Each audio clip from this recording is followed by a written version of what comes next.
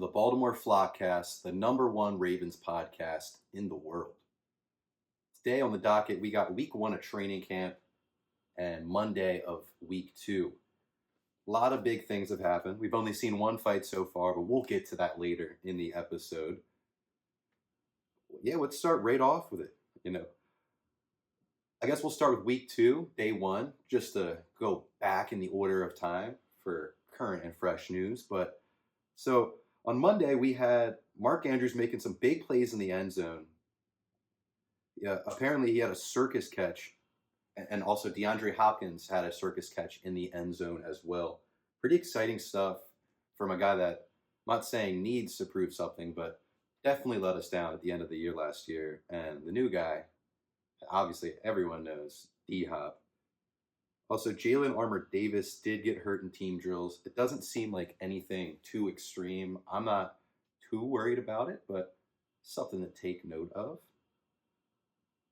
I've been hearing a lot, especially in the first week, that Mark Andrews has been making huge plays and really just kicking ass and taking names. So once again, it's really good to hear that, especially when half of this fan base seems completely out on the guy. And it's really upsetting to see. Mark's done a lot of good things for the Ravens. I know, obviously, what happened last year was terrible, but can't rule the guy out for just one play. What else do we got? The kicking battle. We went kind of hard on that in our first episode, but Tyler Loop, so the first week he went absolutely crazy, did not miss a kick.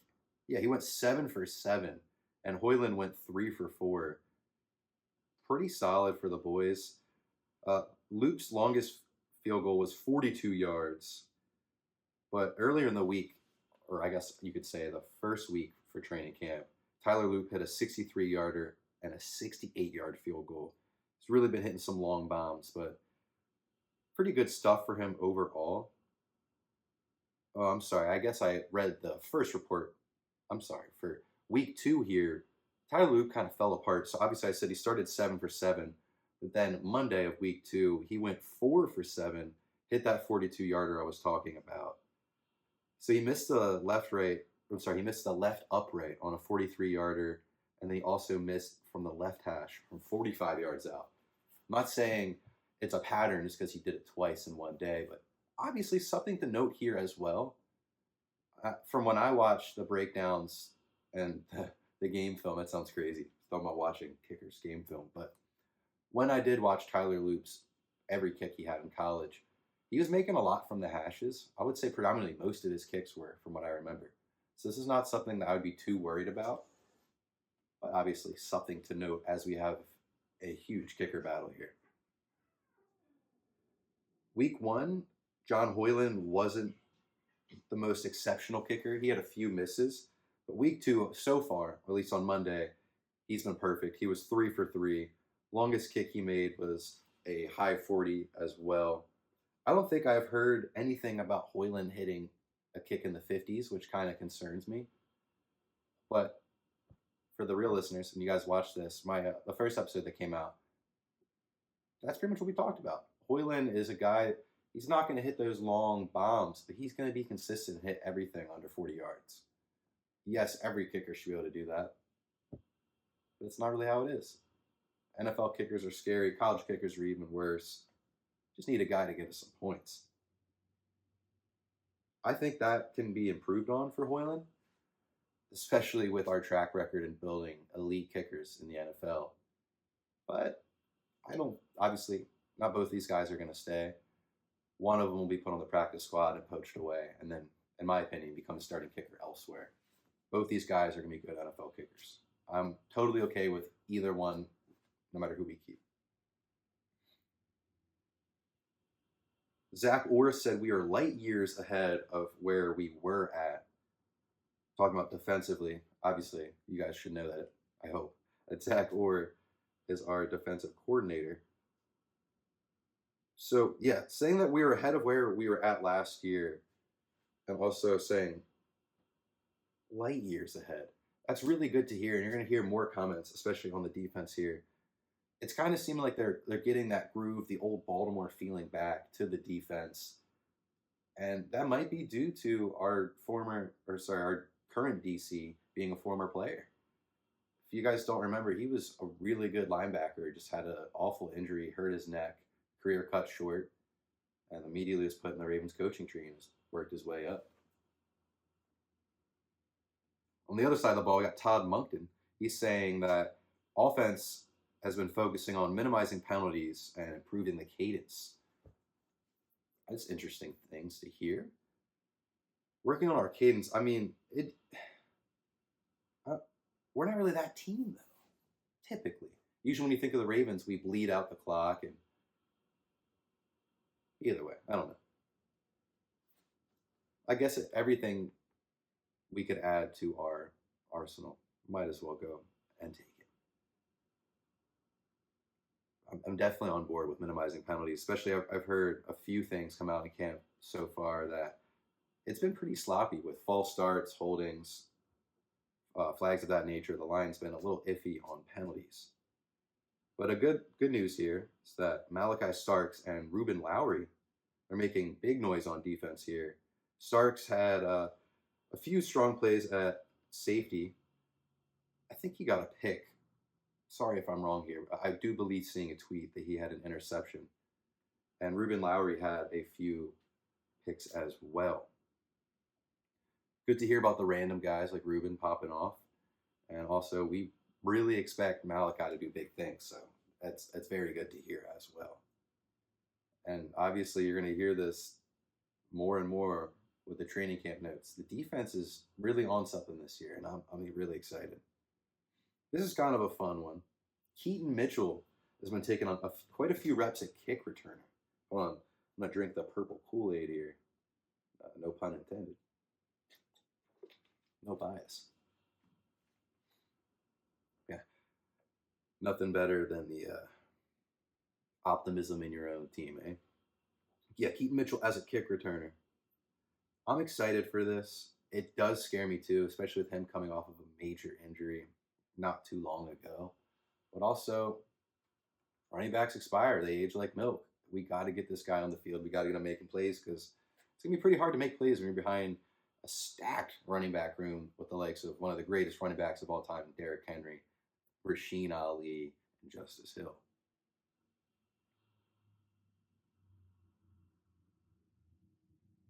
So yeah, the first fight of training camp, we had a Dafe Owe against one of our new rookie linemen, Carson Venison.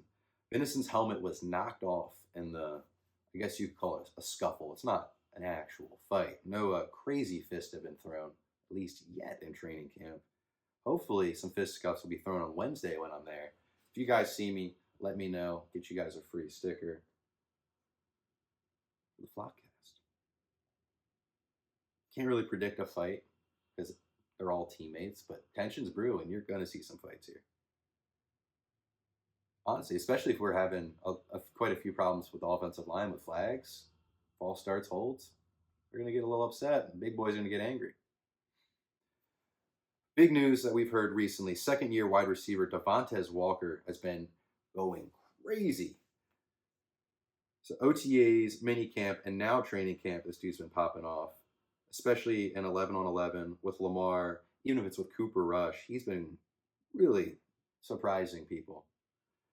So they said, at least today, that Lamar heaved a pass down the middle of the field. Walker separated from Nate Wiggins and ran under the ball for an explosive play that would have been a touchdown. So that's good to hear, especially him on Nate. That's not even the second team defense. He's getting the rock from Lamar and doing that against one of the best corners in football. And I guess we'll stick to the corner side of the ball, or side of the team here. In a one-on-one battle with Jair Alexander, Devontae made a nice play on him. He had a comeback route. And when he cut Jair, see, when he did this route on Jair, he had the only catch that any receiver has had against Jair in training camp, which is kind of hard to believe. But yeah, Walker also had a few sideline catches, a few toe taps, a sliding catch, and then the back of the end zone catch as well, really showing off the full arsenal. It's great to see because the dude literally only had one catch last year, and it was a touchdown. Hey, 100%, always shooting, never missing. I guess not always shooting because he only has one catch, but You know what I meant. Jair is really been playing at a high level, as I said. Only has one catch against him so far in camp. He's been tested deep multiple times. No one's really been able to hit him on a deep home run ball, but the only catch that has been made, at least so far, has been from Devontae. People have been saying that Jair has quote unquote raised the energy level in practice, especially because he's a fresh face and he adds like veteran energy in that presence. And Kyle Hamilton said, "I think we probably needed some of that." Obviously, he said, "I'm more even keeled, so I needed to have that brought out of me a little bit." And Jair does that, seeming like they're kind of getting the grit back on defense. More Jair news. Jair Alexander said in his press conference that he's willing to play any role. The Ravens have uh, obviously pretty deep secondary. We didn't really need Jair. This kind of just happened. So that's really reassuring to hear that we're not forced to play this guy. Obviously, we're going to play him, but we're deep. Don't sleep on guys like Cheetah Bay. And also, keep in mind, he's played, I think, 7 games past 2 seasons. It's not great. So maybe it will be good to limit some snaps here.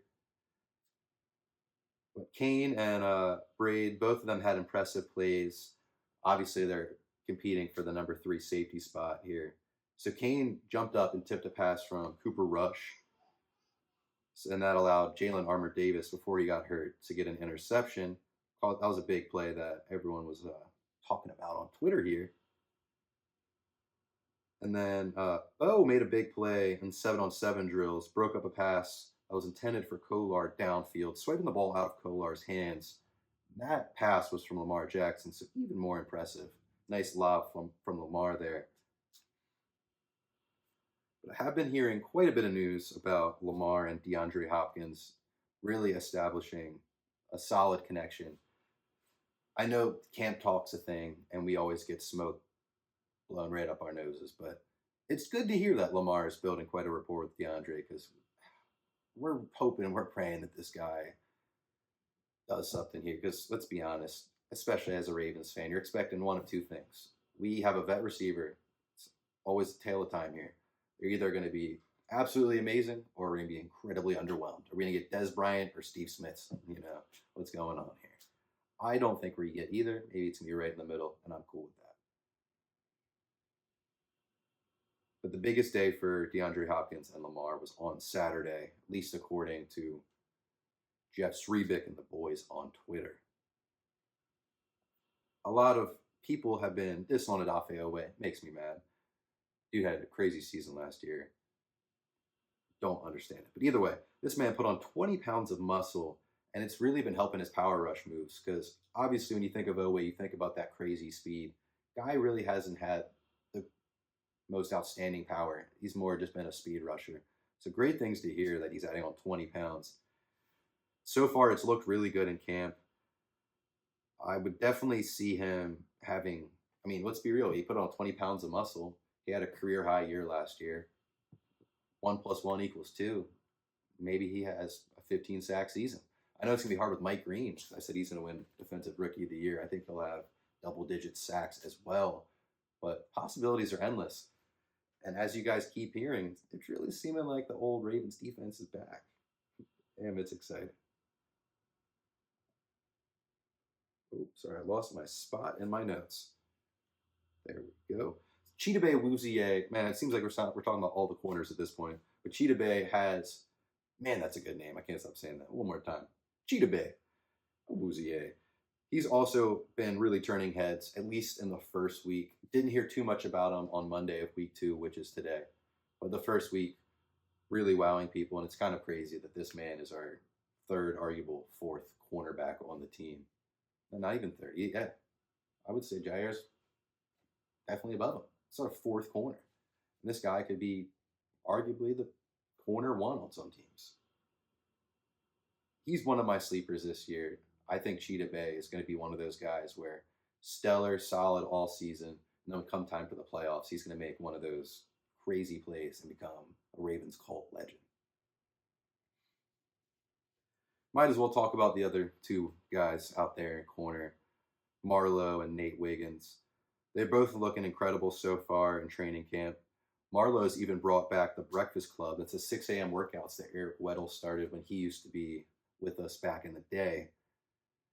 So Coach John Harbaugh said that Marlowe's in a great place. He's really setting a high standard, especially with bringing back the Breakfast Club. I mean, it's great to see and hear this, that they're not just practicing well. It seems like they're gelling well off the field. Because let's be honest, you can't just have an all-star team, a good, you know what I'm saying, a good team out there to try to win games. You got to have dudes that are willing to hang out with each other, brothers. You know, like you got to have the chemistry there. Can't hate each other. But Kyle Hamilton, this is what I wanted to get to. He's really setting a high bar here. He's saying that he wants the Ravens defense to look like the 2000 defense. So the quote here, he said, "We're nowhere close to that right now, but I wouldn't say that if I did not think we had the potential." That's the ultimate top of the mountain. Obviously, they won the Super Bowl. These are huge words, especially in the offseason to say, but I think the huge key points that we need to take away from at least so far in camp, the defense, they were good last year, but they were not good against the pass. And how did we get crushed at the end of the year? Or how did we look iffy in games as well? It's when we played against elite quarterbacks and they exposed our defense. Now that we have taken that next step, I think that we might be able to hold better in the playoffs against guys like Josh Allen, Patrick Mahomes, dare I even say Joe Burrow, sadly. It's what we needed, and it's great to hear. Also, huge things like Mark Andrews not being a shell of himself and coming out of the old cellar door and dusting off the cobwebs and forgetting about the past. And DeAndre Hopkins, I guess you could say, also dusting off the cobwebs from just being old. So huge things from the Ravens. Big news, I guess we could say, or let you guys know that we are going to have an exclusive, awesome training camp episode. So I'm going to camp on Wednesday. I don't know if this episode will come out on Tuesday or Wednesday. But either way, we'll have the training camp episode come out after Wednesday night. So that's going to be awesome content. Hopefully try to interview some players as well if they don't kick me out. But stay tuned. If you guys are coming to training camp, give a shout, give a DM, let me know. Give you a sticker or something. Maybe we'll make t-shirts in the future. Thank you guys for listening to another episode of the Baltimore Flopcast. We appreciate you. We love you. We'll see you in a few days.